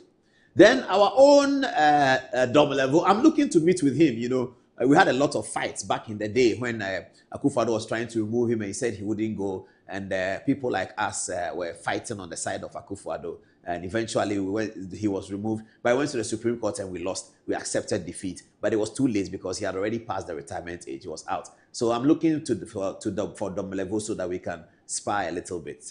So Daniel Domelevo is also on the committee. And then there are 2 other people on the committee. Okay. So on the first day of hearing, on the Thursday morning, we've already told you what happened. They wrote a letter to the Chief Justice. They didn't add a venue. Later on, they added a venue in this, you know, I can't say obscure, but in some venue near the Osu Castle. When the sitting opened that morning, the Lord Chief Justice was not present, but her lawyers were present. And as the story goes, the panel told the lawyers that if the subject is not here, we will not hear you. The lawyers were quite bemused because letters had been written to them that they should appear on that day. Some of the letters were addressed to them. So that the panel were aware that they are the lawyers for Gertrude Tokonu. Gertrude Tokonu was not there. And they said that they would not hear the lawyers. And the lawyers should clear off. Go and bring Gertrude Tokonu. If you don't bring Gertrude Tokonu, we are not going to hear you. Get out of here. It was quite hostile. And the lawyers for Gertrude Tokonu were very bemused. And they were quite surprised because regular court practices, the subject is usually not usually, but sometimes not there. Okay. So the matter ended at around midday or 1 o'clock. And then, as the petitioner says, 6:30 p.m., between 6:30 p.m. and 7:30 p.m., there was this dramatic entry into this restaurant at the airport's residential area. Gabriel Scott Poaman was there. Asiedu was there. Who's calling me? I'll call him back. Somebody's calling me. Oh, boss. Okay, I'm on TV. Hey, matter is getting hot too. All right. So, Gabriel Scott Poaman was there. Asiedu was there. And who's the third person? Justice Kulendi, who is not sitting as part of the committee. He's not. He's a very distinguished Supreme Court judge, Justice Kulendi, on the left of your screen. Justice Kulendi was also there. Now, why is Justice Kulendi important in the allegation or the allegation of collusion? Because Justice Yoni Kulendi was one of the 3 judges who gave that expert opinion blocking the injunction that had been filed to injunct the committee's work. There was an injunction filed by the Supreme Court to injunct the committee's work on the basis that President Mahama had jumped the step of not giving Justice Tokonu the document. Now, that Supreme Court's decision was a 3-2 decision. 2 of the judges agreed with the applicant who filed the injunction, Mr. Asifo, a member of parliament. That application was argued by the Leonard Godfrey Dami, the former Attorney General. Now, Justice Kulendi ruled on the side that the injunction should not fly. And he was with the 3 and the 2 others. So Justice Kulendi, according to the story, was part of this dinner. And then Mr. Thaddeus Sori was also part of the dinner. The problem here, the allegation of the problem, that if all these facts are true, then there should be some concern as to why Justice Scott Poaman, who is chairing the committee, and Justice Asiedu, who is the other Supreme Court judge on the committee, are seen together with Thaddeus Sori, who is counsel for Daniel Ofori, and which Daniel Ofori has had a major tussle in the court over this EcoBank matter for a long time. And then on most of the Daniel Ofori tussles, Gabriel Scott Poaman has ruled in favor of Daniel Ofori. And Daniel Ofori has perceived Justice Tokonu as a major enemy in his quest to secure $97 million Ghana cedis from EcoBank. Daniel Ofori perceives Tokonu as an opponent to this matter. Tokonu has reasons for opposing the matter on the basis of law, on the basis of calculation of compound interest, and all of those matters. Justice Tokonu has a firm, clear view on that matter because she came out of the commercial courts and she's well versed in these things. But let's leave that for now. So this is the reason why eyebrows could be raised if it's true that all of these 4 men had met together having dinner on the same night after the committee refused to hear Justice Tokonu. This is the story. Now, the petitioner went to the president and petitioned.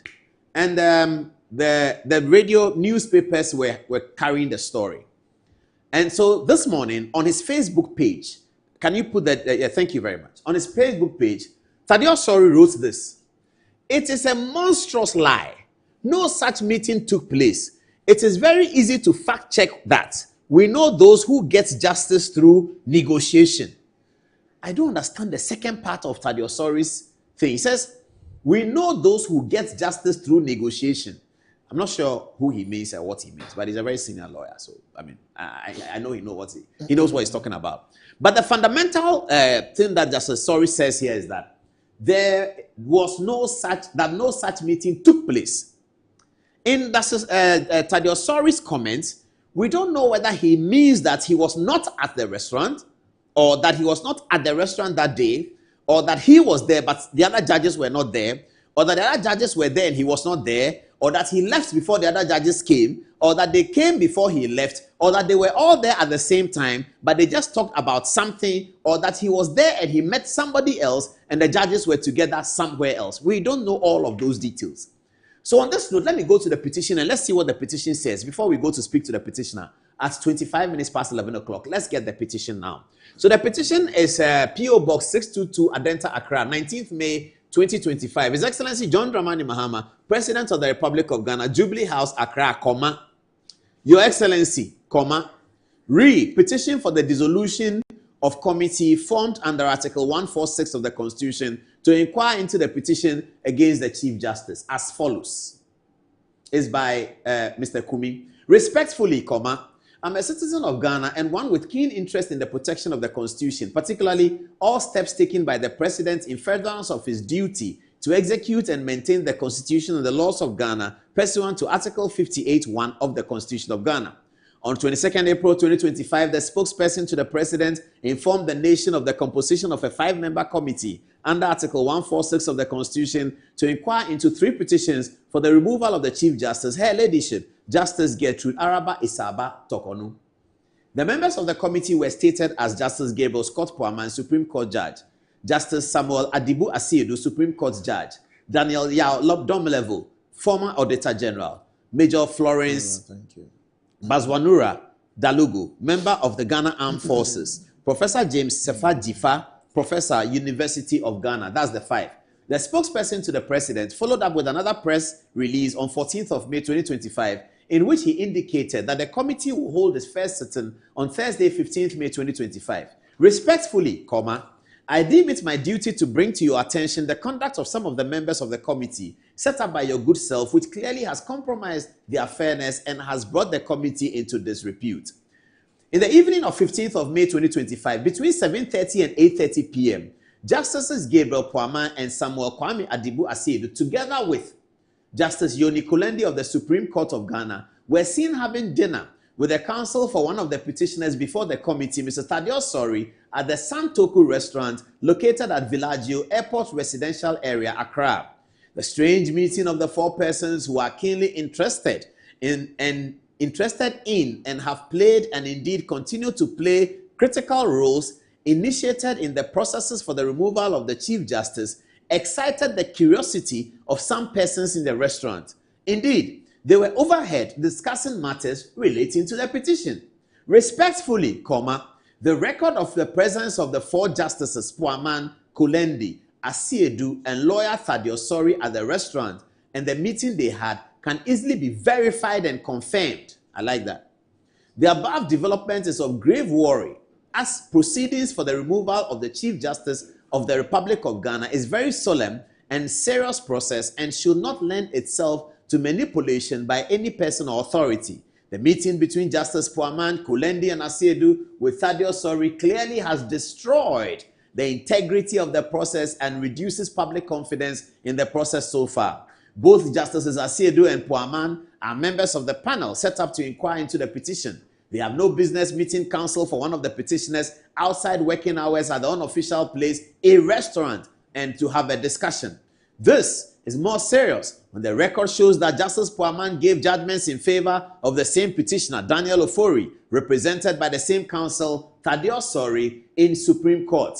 Justice Tokonu, the record shows, rather gave opinions against the said Daniel Ofori in one of the cases. Further, Justice Poaman is known to be interested in becoming the Chief Justice following your election as President of the Republic.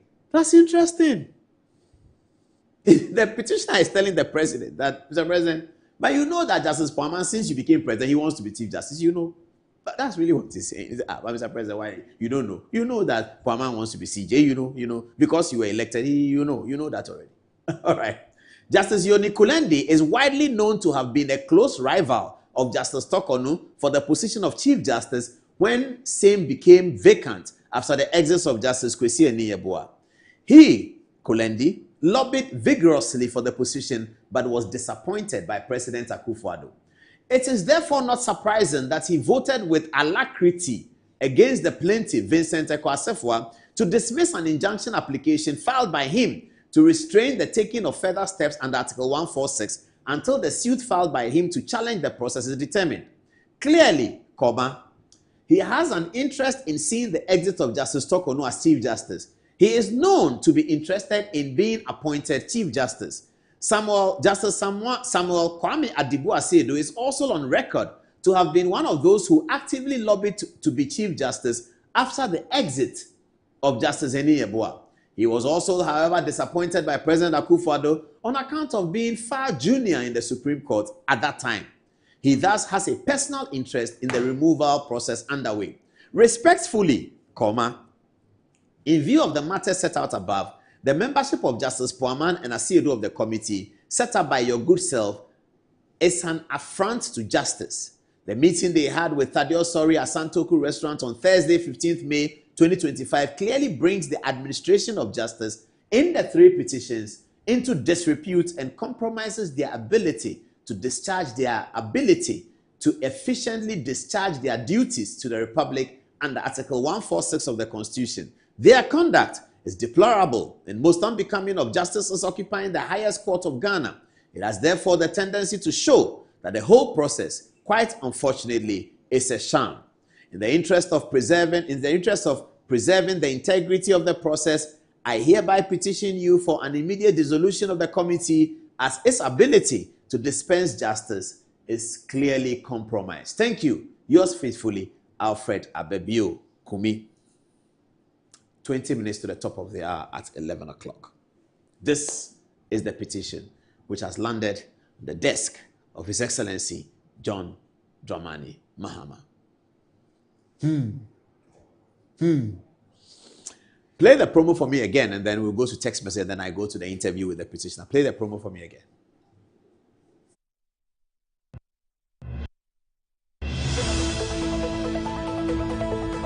Tonight, the Chief Justice Gertrude Tokonu's impeachment trial turns a major junction as a petition has landed on President John Dramani Mahama's desk alleging collusion among two leading panel members, a sitting Supreme Court judge, and one of the counsels for the petitioners.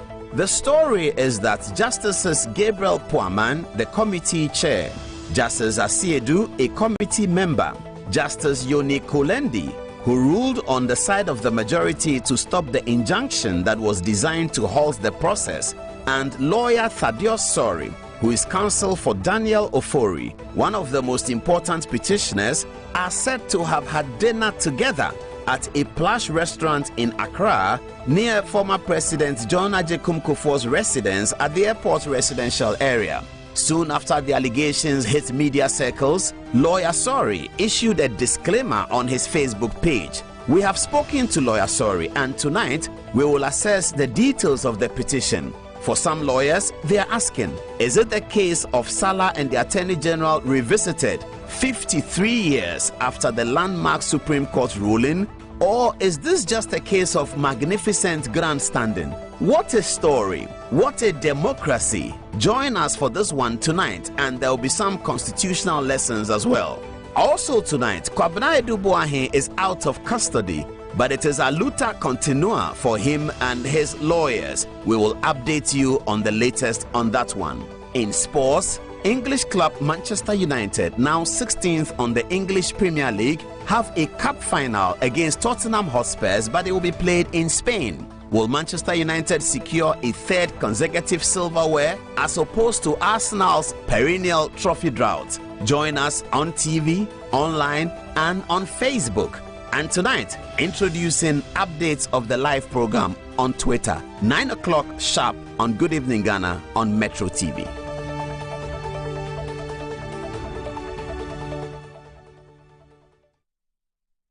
Kobe, you first.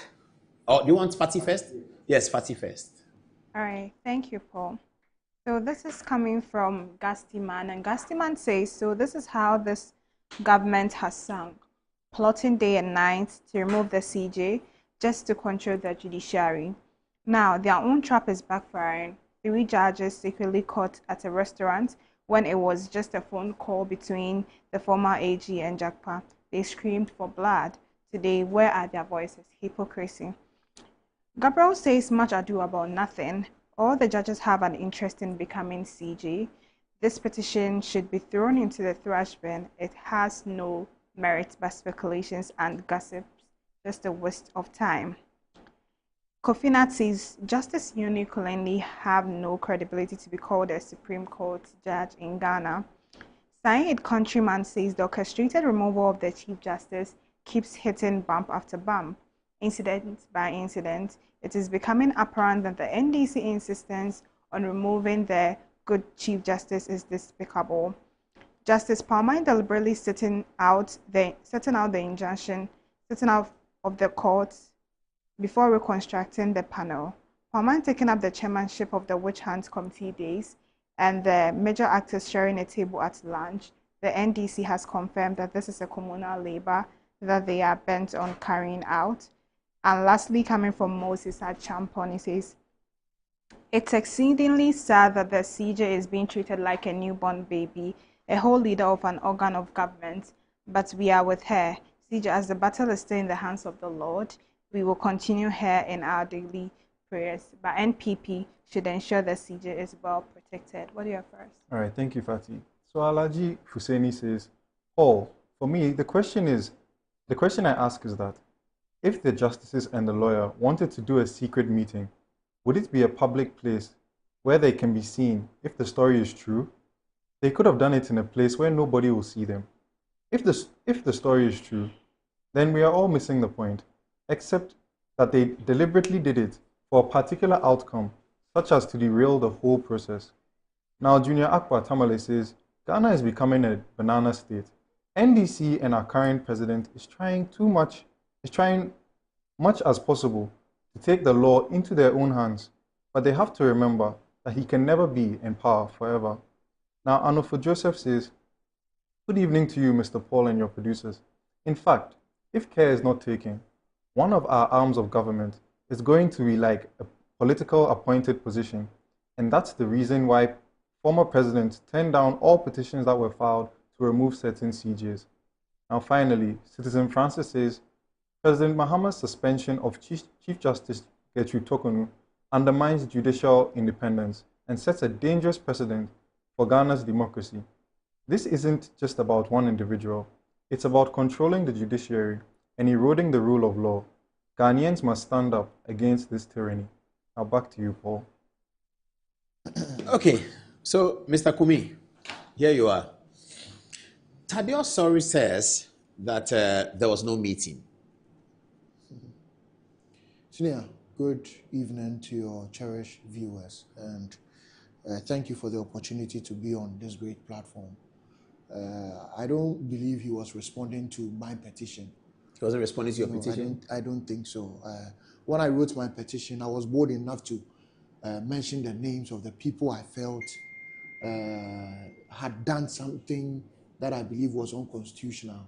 So if you think you have something to say about the petition, you write my name in whatever allegations you want to make. But my question is, Senior Paul, what is it that they are afraid of? Who is afraid of? That they are denying. He says there was no meeting. So when you say there was no meeting, the question is, are you saying that you were not in the location at the set time? But if it's only him, whether others... So you're asking Thaddeus Sori to answer the question, Yes, whether he was in the restaurant. Was he in the restaurant between 7:30 to 8:30? That's the first question he needs to answer. If you answer the question, yes, I was there, then what happens? Okay, then he needs to answer that. Was he there with someone else before he moved to join the judges? The judges were there. The judges have not spoken. They have not spoken. Yeah, he said there was no meeting. He said the evidence that we have shows that he was there with someone before he moved to the other side of the restaurant. If you've been to that particular restaurant in question, you know how the place is. You have the right side and the left side. He was at the left side and moved to join the judges at the right side. And they were there for a long time. And you see, there's something about Ghana. There's a saying that everybody knows somebody. So don't think sometimes there are things that you are doing it in privacy. And there are people that, because of a certain little procedure that someone is going through, they want to pay attention to the very people that are involved. Oh, how do we justify that there's really integrity in the process when there are two judges who are supposed to be part of a committee set by the president according to or with the powers of Article 146, Clause 6, and also a petitioner? Then you go back to the Code of Conduct of Judges.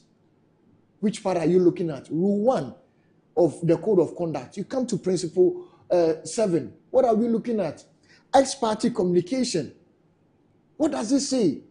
That it is prohibited, senior, it is prohibited that any judge will sit down when there's an impending matter before you. I mean, judges meet people every day, but it is prohibited when you, as a judge, there's a matter before you and you meet one of the parties without the other party or without an officer of the law. So this is a serious matter. Someone will ask, what's your whole objective for sending this petition? For me, it's about integrity and fairness. I have a legal advisor called Lawyer Kosibuchi, and he tells me that this whole removal of the Chief Justice is novel. Lawyers is becoming like a new study, and so the process must be fair. And the integrity of the process should not come into any disrepute. Then, if it does that, what happens is that the very organ of government that we know that they can offer partiality when there's an issue, you are killing that partiality. That's why the impartiality. Impartiality. You are bringing partiality to the court, and nobody wants partiality in the courts.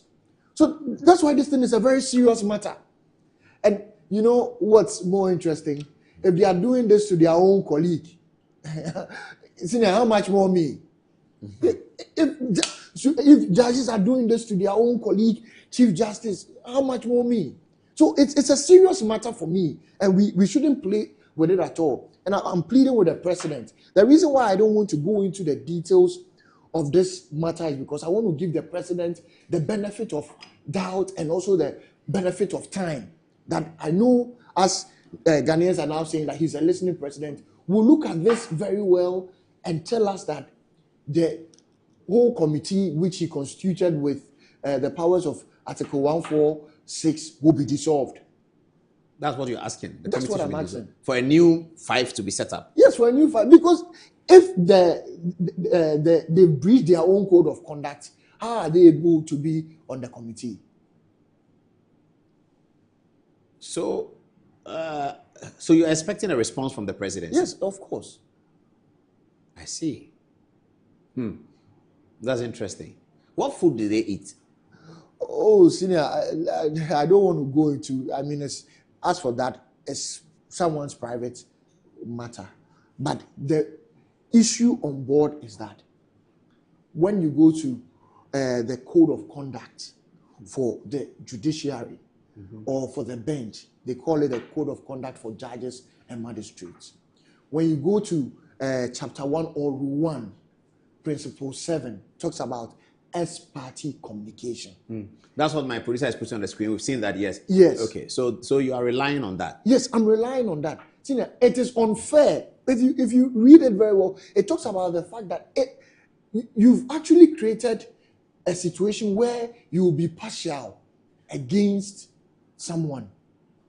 You cannot meet one party and not invite the other party. If you have to do so, the code of conduct tells you that you have to let there be a law or a regulation. And in the best practice, what you do is you bring an officer of the court who will be there as an independent witness. Is that what we saw? And why deny this?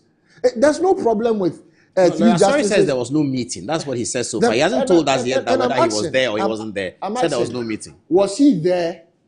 Was he there? I'm guessing he may have been there, because if he wasn't there, he would have said that I wasn't there. But he said that there was no meeting, so it suggests that he was there. I'm praying, but I don't know. I'm praying to the justices to be able to write something on it, that they were not there, that the meeting never went on. Then those evidence that is in play, the records that we'll have, will come to bear. If that's the tangent some of them want us to go, then that will come to bear. And I'm ready to send the records to the president when he asks of it. You know, we are talking about the highest level of our judiciary. And these are places that you don't want to play with it. There are matters that they are so serious that you cannot even trivialize it. You cannot at all. I get some text messages. I don't know what questions to ask further, but if you're getting some text messages, let's hear it. Kobe, they say you first. What are people asking? Right, so Akwesi Amako Jemfi says, Paul, in my opinion, I think that to curb the whole situation, the powers of the president must be reduced, especially when it comes to the appointment of the CJ, CDS, and IGP. I think these institutions must have boards that will vet and appoint a suitable candidate who will work for the people of Ghana and not for a political party. Now, Alhaj CD says, Assalamu alaikum, Paul.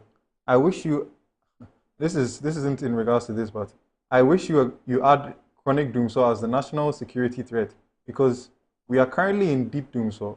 We barely enjoy light anytime it rains. Someone should tell GM that he should fix the lights and stop the lamentation. And finally, Rabiu lecturer says, Apostle Paul, the next Chief Justice ought to prepare both assumption of duty and resignation letters to assume the new duty under the current administration and to resign immediately upon the next NPP election victory. I doubt the survivability of such a Chief Justice after the NPP takes power. This will be the new standard procedure and cannot be impeded. What do you have for us, Fatih? All right, thank you. Nana says, we don't need this fake government, NDC, and their democratic rules. Besides, we are calling on military leaders to wake up for a coup to over these criminals from power. Gabriel says, Paul, please ask Adenta Kumi to take Okudzeto Ablakwa on as he's alleged some time ago on your show. It's only after that we would take him serious. He makes allegations without proof. Benjamin Asay says, His Excellency, you are disgracing yourself by turning our only Supreme Court as a political arena. And Saeed Countryman says, thus far, Justice Bafo Boni, Gabriel Palman, and Adibu has played some vital roles in seeing through the witch hunt and removal of the CJ. These are horns of the quest to be named CJ, and they are delivering on their hatchet jobs. The wicked will always be exposed. Lastly, coming from Joe Mansi, says petition in the media before reaching the president is null and void. Now back to you, Paul. Wow. People are sending me a lot of text. Alfred, I want me to ask you that if the president doesn't do anything about your petition, what will be your next step? Well, we'll know what to do. I'll have to restrain myself because of advice from my legal counsel. But we'll know what to do. But that's what I'm saying, that let's give the president the benefit of doubt. But Paul, it's important for us to understand that Ghana is bigger than all of us. Ghana is bigger than anyone. And we must hold to the highest standards when it comes to our institutions. We must hold our institutions to the highest standards. This petition is not about individuals. It's about due process. It's about the integrity of every process that wants to get anything done. No process to get any Chief Justice should be seen as unfair. Then you compromise the whole process. And we don't want any process that is compromised. And that's where we are now. That's where we are. And the process is compromised? Yes. Viewers, what do you think? What do you think? What should we do? If you were advising President Mahama, what should he do? Judges cannot go and eat kelewele and prawn tempura and fish tempura and black cod and nice Japanese cuisine. They can't eat it anymore. And if they want to eat it, they shouldn't eat it with Tadio Sorry. That's what Mr. Abebi Okumi is saying, that they shouldn't eat it. Do you have anything against any of these judges, by the way? Not at all. Not at all. Do you suspect that the judges are NDC because you are MPP? I don't see any of the judges. By the way, appointed by Akufo-Addo. I think Gabriel Palmer was not. But Kulendi and Asiedu were appointed by Akufo-Addo. That's what I'm saying, that I don't believe in judges that are MPP or NDC. Once a judge is a judge. Once he's a judge, I believe that he holds... Do you have a personal relations with Justice Tokonu? Get to Tokonu? I don't even know how she looks like. You haven't seen her personally before? Never. You haven't seen Justice Tokonu? Never. At least on TV, you've seen her. I've seen her pictures on TV, but I can't tell whether she's tall or she's short or... Oh, please get Justice Tokonu's photograph. Let's show it to him. He says he doesn't know how Justice Tokonu looks like. I don't have any she's a very nice lady. This is getting very, very interesting. But Paul, you see, there are some things that when we do as a nation, what we are doing is that we are killing the fiber or fabric of our nation. There's something that holds this nation together. And one of the most important organs of government is the judiciary. But when you become president today, you may get the opportunity to elect a chief justice. But it does not mean that the chief justice you elected is there to do your bidding. Any president who thinks his or her success is based on a chief justice has already failed. You've already failed. Yes. Because I don't know what a chief justice can actually do for you if you remove the chief justice. You don't know what to do for who? I don't know what a chief justice can do. Maybe you say you have parliamentarians on your side, you have majority in parliament, that you are making a case. But if you're a president and you have the chief justice on your side, any case that you take to court and the facts are not clear, you will lose. Because the court does not deal with, as Kweku Baako said, the court does not deal with conjecture. You cannot conjecture things and take it to the court. So if you're a president and you think that taking out a chief justice or appointing a chief justice should be your legacy or should be something that will help you, then you failed. You've lost it. Yeah, that's my personal belief. You've lost it. Because I don't know what a chief justice can actually do to tilt the balance for you. For example, as we are hearing that President Mahama will go for a third term, the Constitution has stipulated it already. You cannot change it. No chief justice can change it. No chief justice can change it. So you're saying a politician shouldn't think that a chief justice can do you a favor? It's like electoral commissioner cannot do you a favor. No, I don't need to have the chief justice as my friend. As a president? Even as a politician, I don't need a chief justice. Because there's a saying, if you want someone there, Paul, how can the chief justice tilt the issue in my favor? If the facts that I'm holding, I don't know if you've heard this popular Kweku Baako saying Kwasi Binti theory. Kwasi Binti theory. What does it mean? And he was saying that, you see, any fool can go to court. Because, and you have to have it, there's a note of caution. Exactly his word. There's a note of caution that the court only deals with facts, not conjecture. You cannot just go and conjecture things and come and say that, Adenta Kumi did this, whilst it's conjecture. But if the facts are clear, I wrote this petition because I have facts on me. Writing against someone like Justice Kulendi, big time lawyer before he became. He's trained over 1,000 of lawyers. So you know what you are coming up against. But the thing is that I'm not going up against him. It's the process. The facts on the ground. What is the issue? Is it personal? You mean the issue between them and Tokono, is it personal? That's the question. No, I'm asking that my petition, is it personal to them? It's not. Are you sure? They may see it as personal. Oh, come on. Because you said they shouldn't eat prawn tempura. They shouldn't eat kelewele. But those are your own words. The menu at Santoku has something called prawn tempura because I Googled it and I saw the menu. It's prawn. I like the name, prawn tempura. No, I mean, they serve the best Japanese. It's beautiful. I saw the menu. Amazing. It's amazing. When you sit there, when you have time, I'll take you I put the promo up, people said that you're a very mischievous guy. Why are you talking about President Kufuor's home? But it's near there. It's near President Kufuor. When you have time, I'll take you there. Let's see the promo again, and then we'll be wrapping up on the show tonight. Maybe we'll talk about Manchester United, maybe not. Promo.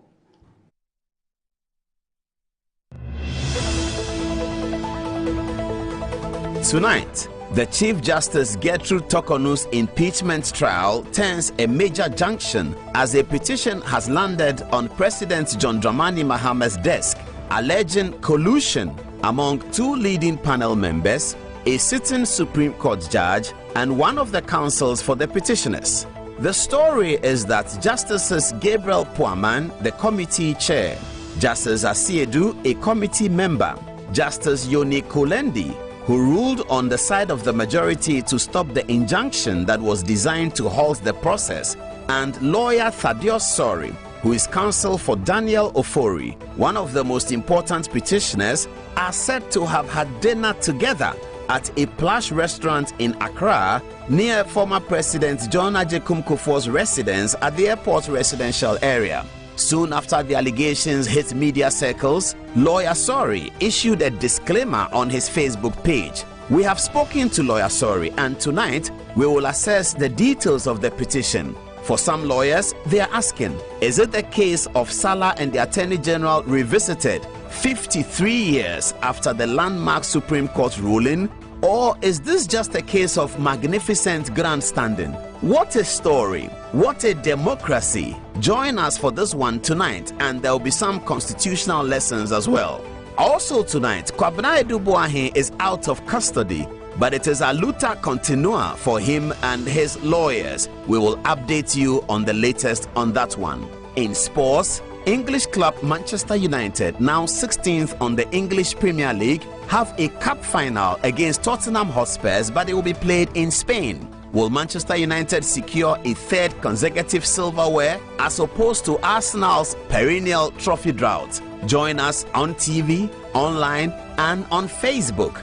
And tonight, introducing updates of the live program on Twitter, 9 o'clock sharp on Good Evening Ghana on Metro TV.